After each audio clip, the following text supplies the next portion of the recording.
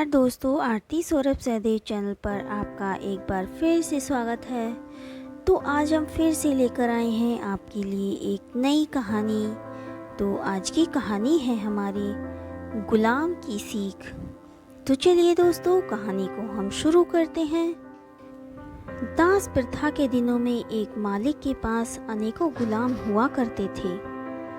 उन्हीं में से एक था लुकमान। लुकमान था तो सिर्फ एक गुलाम, लेकिन एक बड़ा ही चतुर और बुद्धिमान था। उसकी ख्याति दूर दराज के इलाकों में फैलने लगी थी। एक दिन इस बात की खबर उसके मालिक को लगी। मालिक ने लुकमान को बुलाया और कहा, सुनते हैं कि तुम बहुत बुद्धिमान हो। मैं तुम्हारी बुद्धिमानी की परीक्षा लेना चाहता हूँ। अगर तुम इम्तिहान में पास हो गए तो तुम्हें गुलामी से छूट दे दी जाएगी। अच्छा जाओ, एक मरे हुए बकरे को काटो और उसका जो हिस्सा बढ़िया हो उसे ले आओ। लुकमान ने आदेश का पालन किया और मरे हुए बकरे की जीभ लाकर मालिक के सामने रख दी। कारण पूछने पर भी जीभ ही क्यों लाया?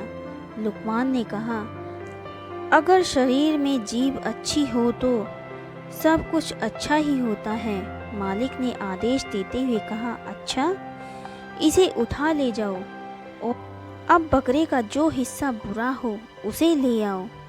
लुकमान बाहर गया, लेकिन थोड़ी ही देर में उसने उसी जीभ को लाकर मालिक के सामने रख दिया। फिर से कारण पूछने पर लुकमान ने कहा, अगर शरीर में जीभ अच्छी नहीं हो तो सब बुरा ही बुरा है। उसने आगे कहते हुए कहा, मालिक, वाणी तो सभी के पास जन्मजात होती है, परंतु बोलना किसी किसी को ही आता है।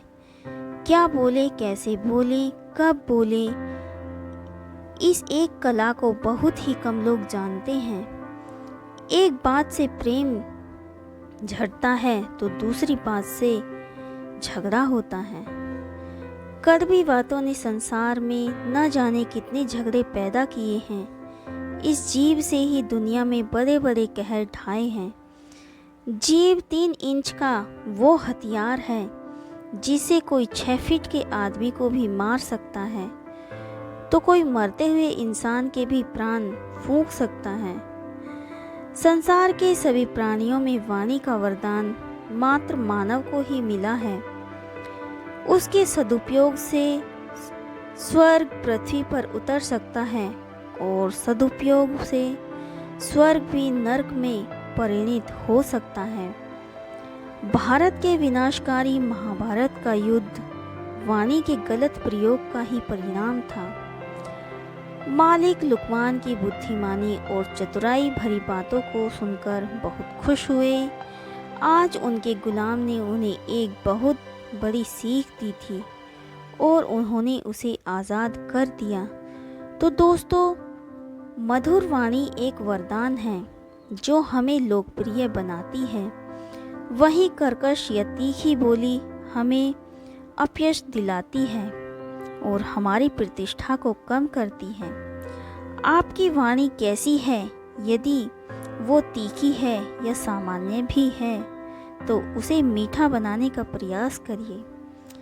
आपकी वाणी आपके व्यक्तित्व का प्रतिबिंब है, उसे अच्छा होना ही चाहिए।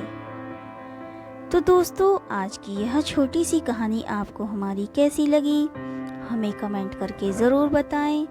अगर आपको हमारी कहानी पसंद आई हो तो उसे ज़्यादा से ज़्यादा लाइक और शेयर करें और हमारे चैनल को सब्सक्राइब करना ना भूलें। धन्यवाद।